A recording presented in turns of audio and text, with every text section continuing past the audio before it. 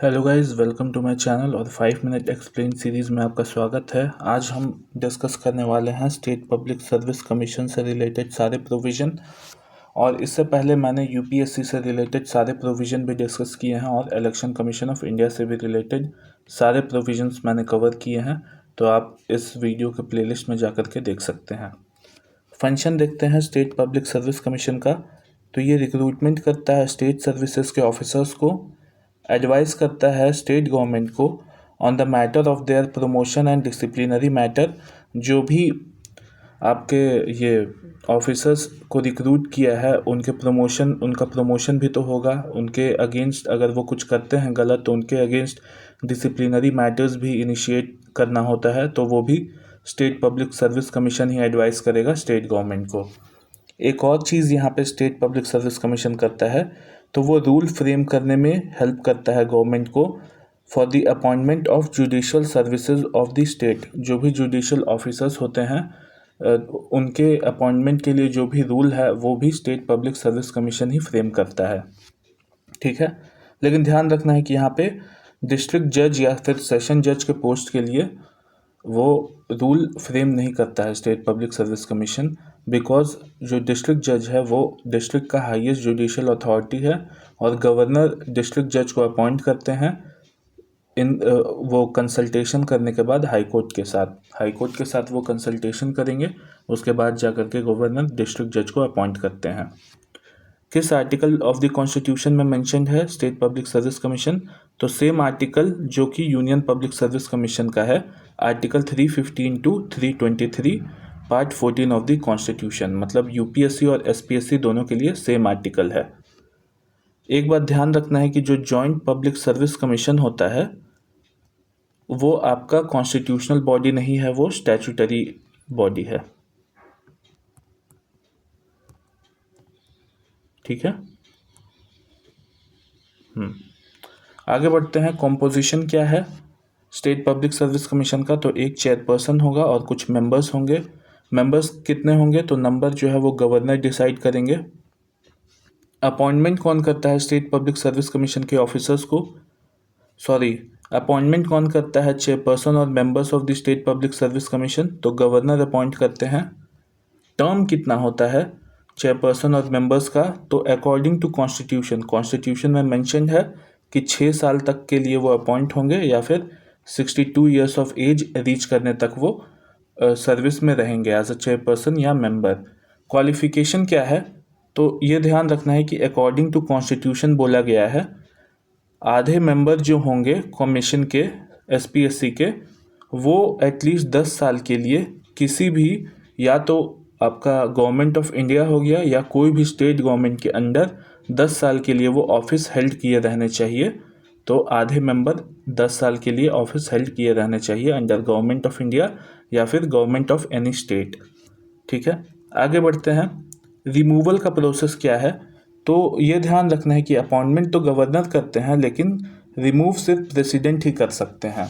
और किस किस बेसिस पे रिमूव कर सकते हैं? तो इंसॉल्वेंसी के केस में, मतलब आपके पास आप बैंकरप्ट हो गए हैं, चेयरपर्सन बैंकरप्ट हो गए हैं या मेंबर जो है वो बैंकरप्ट हो गया है, तो वो अपने बेनिफिट के लिए वो करप्शन में भी इंडल्ज हो सकता है, इसीलिए उसे करप्शन से अच्छा है कि उसे रिमूव ही कर दिया जाए।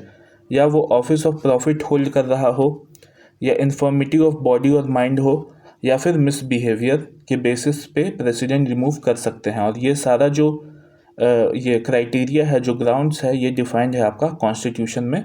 तो ये भी क्वेश्चन पूछ देता है कि कॉन्स्टिट्यूशन में डिफाइंड है कि नहीं। एक ही बात है यहाँ पे ध्यान रखने वाला कि जो प्रेसिडेंट है खुद से रिमूव नहीं कर सकते हैं, पहले सुप्रीम कोर्ट जो है वो इंक्वायरी करेगा कि सच में जो मेंबर ऑफ द एसपीएससी है या जो चेयरपर्सन ऑफ द एसपीएससी है वो सही में इंसॉल्वेंट है या ऑफिस ऑफ प्रॉफिट होल्ड कर रहा है या इन्फॉर्मिटी ऑफ बॉडी और माइंड है या मिसबिहेवियर है। उसके बाद सुप्रीम कोर्ट की इंक्वायरी के बाद सुप्रीम कोर्ट जो है प्रेसिडेंट को एडवाइस करेगा कि हाँ आप ये ग्राउंड एक्चुअली में करेक्ट है, और वो जो एडवाइस है वो बाइंडिंग होगा प्रेसिडेंट पे, मतलब प्रेसिडेंट को रिमूव करना ही होगा उस मेंबर को, ठीक है। सेकेंड टर्म या रीअपॉइंटमेंट अलाउड है? तो अलाउड नहीं है सेकेंड टर्म या रीअपॉइंटमेंट। लेकिन फर्दर एम्प्लॉयमेंट का कोई प्रोविज़न है कि नहीं? तो जो चेयरपर्सन है स्टेट पब्लिक सर्विस कमीशन का, वो अपॉइंट हो सकता है as a chairperson of the member of the UPSC. तो यूपीएससी का एज अ चेयरपर्सन या member of the UPSC appoint हो सकता है, या फिर जो चेयरपर्सन किसी और स्टेट पब्लिक सर्विस कमीशन का भी अपॉइंट हो सकता है। तो यहाँ दिया हुआ है chairperson of any other state public service commission का भी अपॉइंट हो सकता है, लेकिन सेम स्टेट का एसपीएससी का चेयरमैन वो अपॉइंट नहीं हो सकता है। ठीक है, बाकी जो है मेंबर्स का देखते हैं। मेंबर्स भी जो है वो एज अ चेयरपर्सन और मेंबर ऑफ यूपीएससी अपॉइंट हो सकते हैं, या फिर वो भी एसपीएससी के चेयरमैन बन सकते हैं, लेकिन कोई और अपॉइंटमेंट वो नहीं ले सकते हैं। तो चेयरपर्सन का भी यही था, नॉट एनी अदर एम्प्लॉयमेंट। बस यही यहाँ पे जो लिखा हुआ है इतना ही में वो फर्दर एम्प्लॉयमेंट सीख कर सकते हैं। मिनिस्ट्री देखते हैं, तो कोई ऐसा सच मिनिस्ट्री मेंशन नहीं है एसपीएससी के लिए, तो नो मेंशन। एडिशनल नोट्स देखते हैं, तो जो स्टेट पब्लिक सर्विस कमीशन है उसका जो एडवाइसेस है वो गवर्नमेंट पे बाइंडिंग नहीं है, not binding on the government. लेकिन जो एनुअल रिपोर्ट सबमिट करता है state public service commission before the Lok Sabha या स्टेट लेजिस्लेचर बोल सकते हैं, और इसको सबमिट कौन करता है, तो गवर्नर सबमिट करते हैं। उसमें एक मेमोरेंडम ऑफ एक्सप्लेनिंग देना होगा कि स्टेट पब्लिक सर्विस कमीशन का ये पर्टिकुलर एडवाइस क्यों नहीं माना गया, मतलब क्यों गवर्नमेंट ने नहीं माना, ऐसा एक्सप्लेन करके देना होगा लेजिस्लेचर के सामने। ऐसा क्यों करते हैं, तो आपको पता होगा कि एग्जीक्यूटिव जो है वो लेजिस्लेचर के लिए जिम्मेदार है, मतलब executive is responsible to the legislature, इसीलिए ये देना पड़ता है। बाकी जो है आपका state public service commission state के सर्विस और पोस्ट का देख रेख करता है, और गवर्नमेंट रेगुलेट करता है आपको स्टेट पब्लिक सर्विस कमीशन को। तो हमारा यही था सारा explanation state public service commission से related.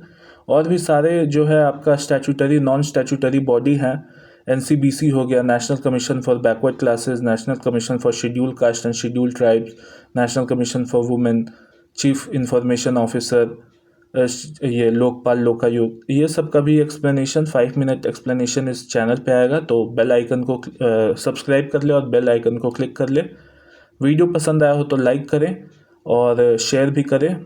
Thank you very much. जय हिंद।